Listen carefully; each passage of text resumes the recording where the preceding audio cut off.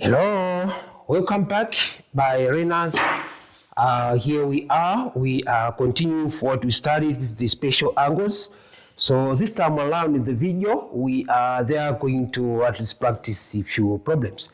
So please, I may not be in the position to give you all the problems, but this is just like a guide, just like an example. So please take it as it is. Right, so what we do, I will still have that table, so that I have to see it, but in your case, you won't have this table. When you be asked to work out these problems, they will need you at least to produce these values by yourself. But now for the matter of fact that we are discussing here, you should be in the position to use that same table together. But in your case, make sure that the values on this table of the trig ratios has to be in your mind. So more importantly, you don't have to memorize because you can forget, but just remember the activities we used to have. Right, so solving problems using trig ratios of special angles. That's our business in this video. So I hope you have read this. So what I'll do, I'll lay this one up so that how to create more space. Right, where I will give you the problems. Thereafter, I'll paste this table on the board itself and have to see how we are using it. So the examples are such. Right. We are asked to simplify without using a calculator. Simplify without using a calculator. These are the following problems. First one, we are given tan 45 degrees divided by sine of 30 degrees. This is the first problem. Number two, they say given that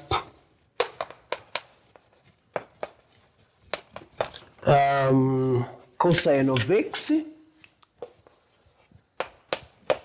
is equal to 4 over 5 or 45, we are asked to work out the following. Find without using a calculator.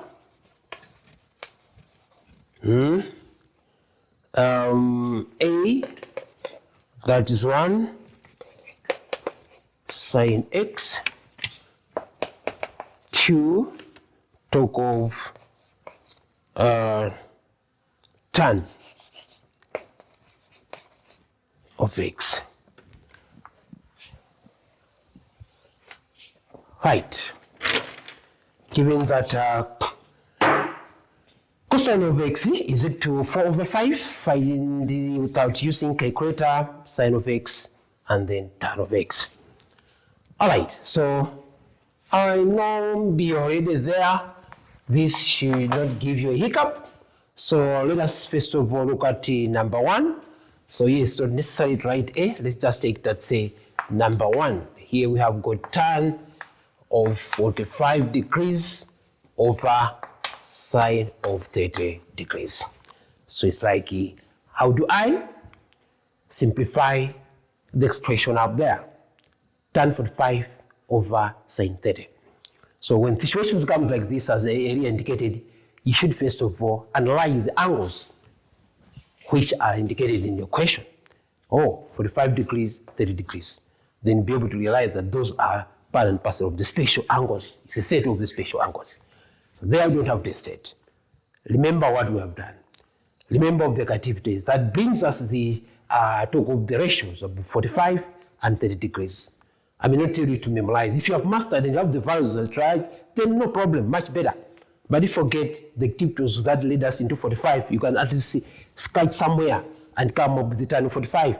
The same applies to 30 degrees. You can do that activity where we introduce the equilateral triangle and all the things we did. You come up with the values of 30 degrees in case you forget.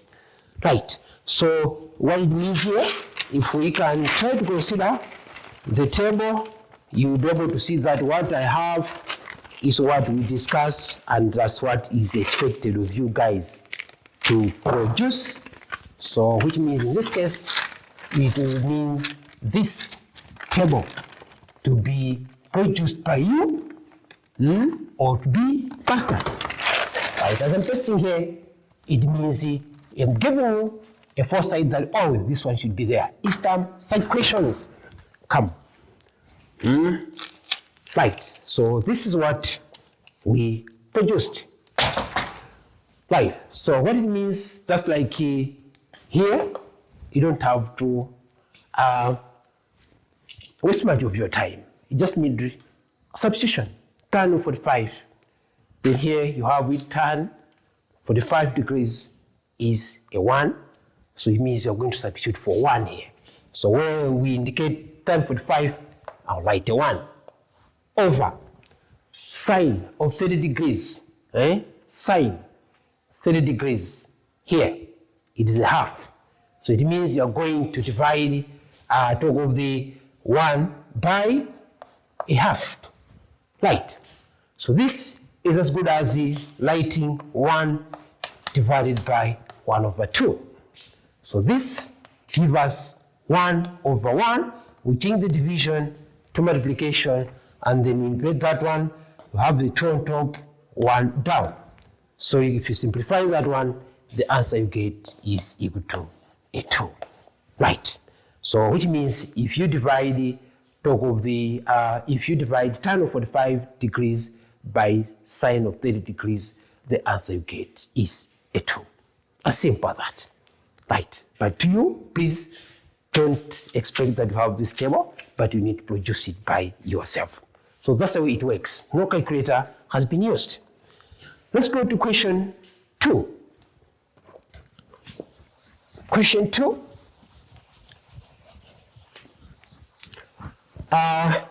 Necessarily, I don't think this one will need you a table. It's just a little of application within the lines of our discussion about the trigonometry.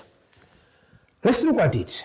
What type of application do we need? Given that cos of x is 4 over 5, find without using calculator sine of x and tan of x.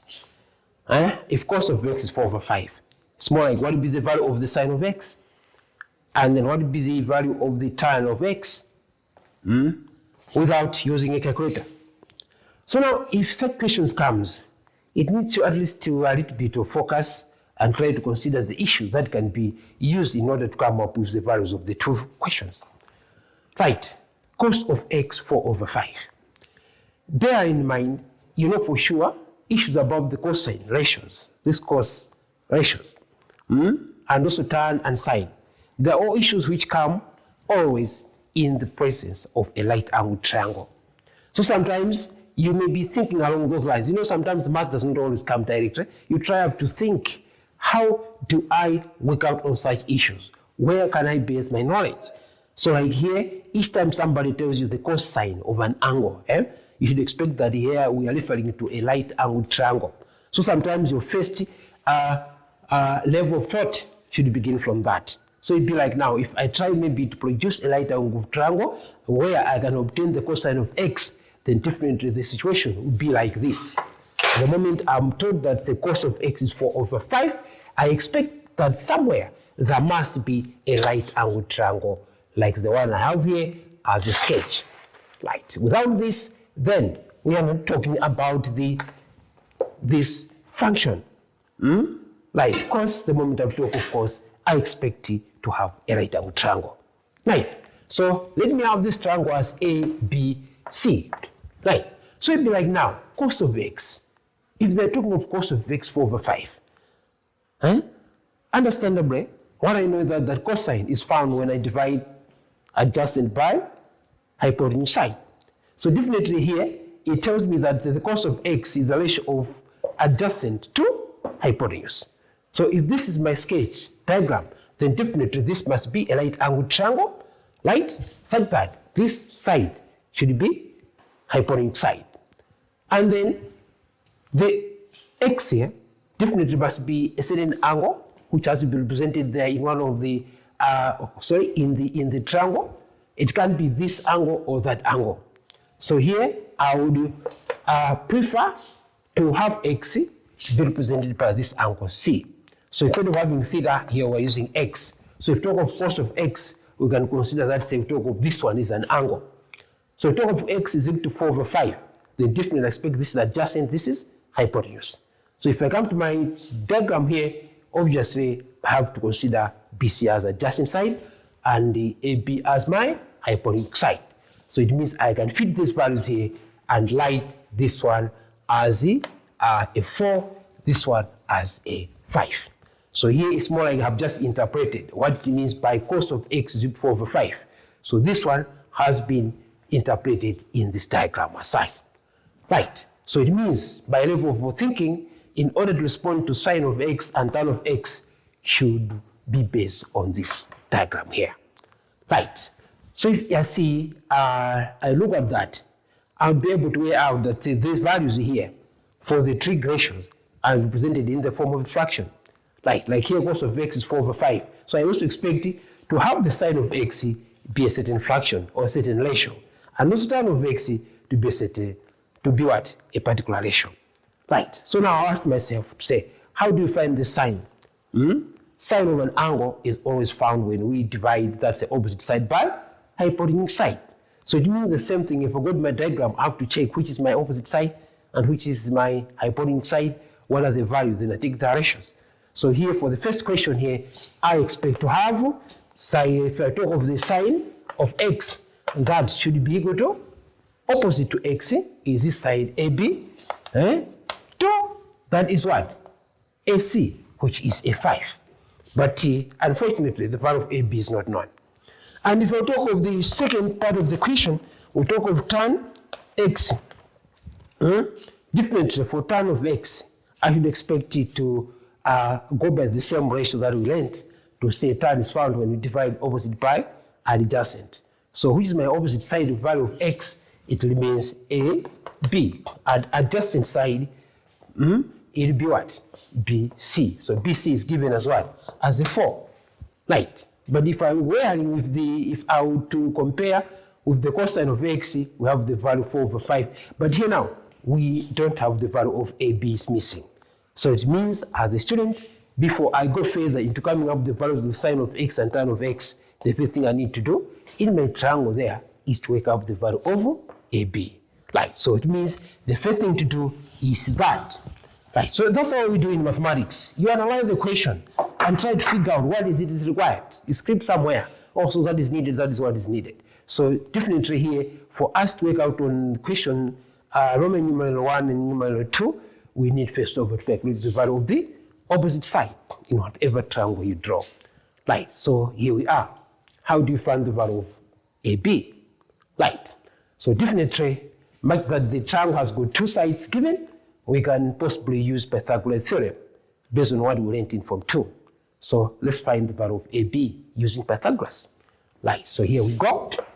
By Pythagoras theorem, we need to get the value of AB. So from that statement, you may be able to rearrange the talk of the sides in such a way that you still have to compare that the square on the hypotenuse side is equal to the sum of squares of the other remaining two sides. So which means from that statement, it simply means if I would like to obtain AB squared, to obtain AB, I need to square AB, and this is as good as having AC squared subtracting what? BC squared. Right. In the system of, say, A squared as a hypotenuse side is equal to the sum of the squared of the other two sides, because when this comes here, it will be added with this one, giving us the sum. Right, so my AB in this statement of Pythagoras will be equal to AC here is given as 5. So here I write 5 squared, then minus BC, which is what? 4. So here it means 4 what? Squared. Right. So let's try to simplify that part. So you can go by difference of two squares or just simplify that one directly, right? So let us use a different method. So you can factorize this one up having 5 minus 4, and then have got 5 plus a 4, right? Or just square 5 by 5, 25 minus what? 16. But if you go by this, this is what you're going to obtain, right? So let me just introduce this way, because these are difference of two squares. You should also learn this method here. It's as good as squaring this one, but another squaring. But now if you go 5 minus 4 multiplied by 5 plus 4 will give you the same thing. So here, what do we have? It'll be like AB squared is equal to 5 minus 4, you get a 1. Multiplied by 5 plus 4, you get a 9. So the answer is 9. Right. So for I to find the value of AB, what I do, I'll take the square root on both sides. And this side here, I have AB. But here, I'll take the square root of a 9. And this gives me what? Talk of, I'll also write everything. Right? You don't have to omit, but I'll choose one. Square root of 9 is positive or negative 3. You say negative 3 times negative 3 give you a 9. Positive 3 times positive 3 is a 9. So firstly, we have to write both. Positive 3 or negative 3. But since here we are looking at the length of a side which cannot be negative, so we are going to choose a positive value here. And we conclude therefore to say we need to ignore negative 3. As such, the value of AB is equal to positive 3. Right, so which means in this case, here we should have a 3. Right, finally, let's respond to the question. Right, so here it means 1 sine of x is equal to opposite over hypotenuse. It means we have 3 out of, or say over 5. So in our language here, we would say 3 to 5. And lastly, we have tan of x. Tan of x, we find tan by dividing opposite by adjacent. So it means the ratio of which is equal to 3 to 4. So write here 3 to 4 as such. So sine 3 to 5 and also tan is 3 to 4. Simple as that. Right, so this is the way we do, and some of the questions should expect to come, and the application of which goes like that. So you can use the table, and somewhere you can just bring some kind of application.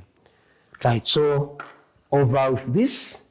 Right, so this moment in time, allow me just to introduce the other section, which we'll have it in the next video.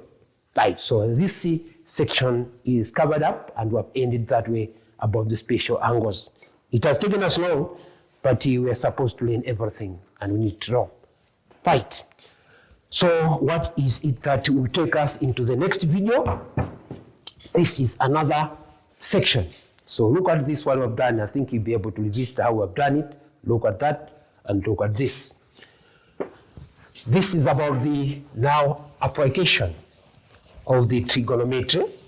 It's more like the last section of our topic, right, which is very crucial. Again, most problems come from that area.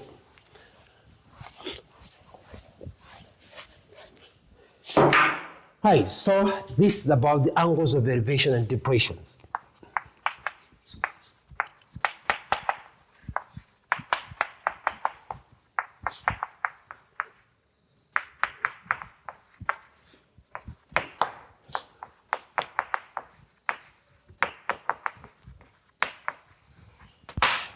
Right, so this time around, we'll just discuss what is an angle of elevation and also what is an angle of depression.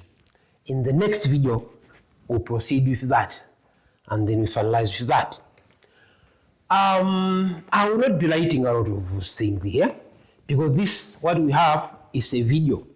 So if in case you need to revise, come up with what you're supposed to read, you just have to play the video now and again. Then you'll be able to be reminded. because the space I have here is not all that enough, and in maths we don't usually write things like as if it is other subjects like geography, history, etc. Right, so we are looking at angle of elevation and angle of depression in the application of the trigonometry. Right, now, that situation, the ground, so take me from what I'll say here, out of what I'll say, I'll define what angle of depression is and angle of elevation is. This is a situation sometimes when we, for example, we walk and you are not interrupted. We always are focused and we have our head always looking in front, in a straight line, whereby I'm talking of an issue of the head is not even twisting. Because you know what, whenever we would like to have a side of something else, we need to twist our head. We turn upwards, downwards, sideways like that to see what is there. Right, but normally when there's nothing that is interrupting your side will always be in the straight line. So for example, scenario, here what I can have a tree here. Look at this tree. Suppose it's a mango tree. And up here we have got ripe mangoes. This is a mango tree, ripe mangoes. And you are coming from here, from this direction, you're getting toward that tree. And you are here as a student. Look at this. And this is your eye, and this is your nose. You're walking. No matter if nothing is troubling you, we have to expect the line of sight is always in a straight line, just parallel to the ground level. If I'm to produce the lines here, it will be like this. Always you are focused and you're just looking ahead of yourself. Like say heading toward the tree, you just look like this. The head is not twisted. The line of sight here, call it line A, B, will always be parallel to the ground level. Of course, most of the time the ground is not always flat, but now in here, we are going to present it by line and consider that the ground is flat. So it means where you walk or you are standing will have another line, which is this one here. Right. So that's the way it is. You walk, the line AB is parallel to line DX, representing the ground. So now, what happens is this. It might happen sometimes, for example, in that mango tree, something that can affect your sight, and you are going to respond it accordingly, right? So we are interested with the response that you're going to come up with as a human being.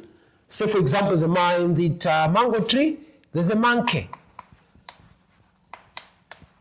Right, busy trying to eat mangoes there. But you're also targeting at mangoes because you're heading toward that tree. So you'll be able, as you walk toward that tree, you're approaching the tree, you'll be able to hear some kind of shaking, sound of that something is shaking high up in the tree. So that shaking is enough to at least affect your sight. You're always going to respond by twisting your head to see what exactly is shaking the branches of the mango up there. Is it the same wind that is blowing you or moving? But found that no, this is not wind. So what do?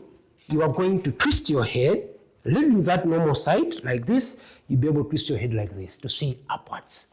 So the moment you do like this, there's mathematics there. You do like this. So it means just like from the line of sight like that one, you twist like that, it means you're just making an angle upwards like that. So this angle you make by raising up your head to see what is up there, it will help you to see what is high up in the tree like this. And you're going to twist your head until you're going to see the eyes of the monkey. Because usually whenever also you're meeting somebody, you'd like to see him or her you're not always first of all going to see the legs. No. You are going to see his eye space. So say, who is he? Who is he? So that's the way it goes. So it means your line of sight will going to shoot the eyes of another thing that is up there, interested to see. Yes, here is the monkey, but still you're interested to see the eyes. So as much as you twist, it means an angle is created. So now you may be interested to throw a stone up there. The monkey too will be able to at least respond accordingly to say what is it that is happening from down here. So it means the monkey here, what would you do? Normally, it also expected to have just like a normal sight, having something like this, if nothing is troubling it high up in the tree. So the line of sight, like the one you had, that's represented by line AB. Monkey will also have that. This line is also apparent to the what? Ground level. So that line can be also described as the M, maybe Q. Normal line of sight, normal line of sight. But there's something that's troubling you. You are able to twist your head upwards. But now the monkey will respond by twisting his head downwards to see what is it down here. It will never twist his head upwards like that. No, it can see something that's down. So it means both a monkey and the human being down there, they're going to at least respond by twisting their heads upwards or downwards. So we're interested with the line of sight, the eyes. This monkey to see the person down will create an angle here in order to see the person, and the person down here is going to at least twist his head upwards in order to see the monkey. So it means that as you twist the head upwards, an angle is created. This angle you're using to see the monkey. And this monkey is also twisting his head downwards to produce this angle, and that angle is used to see the man down here. So this angle here that the man is used, or human being is used there to see something upwards, is known as the angle of elevation of the monkey. Elevation, you are elevating up to see the monkey. So this is the angle of elevation you make here. So this one is the theta. This theta here is the angle of elevation of the monkey. While this angle here, that is created by the monkey to see the human being down, that is the angle of depression of a human being down here. Right. So if this is Ben, you say angle of elevation angle of depression of Benny. If this is a monkey, you say angle of depression of Benny.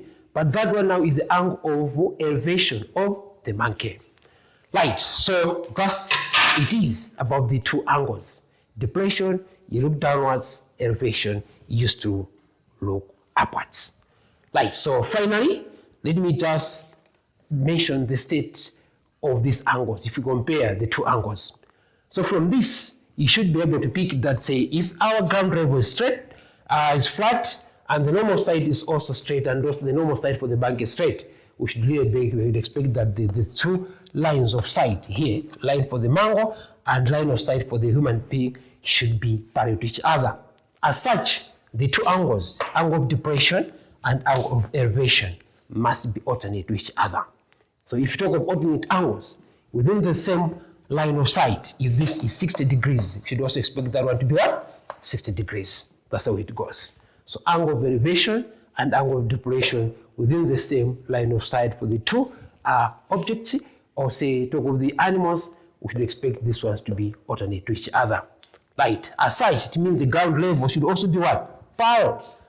Right. So that's the way it is. This line is parallel to this one, that one is parallel to that one, then up.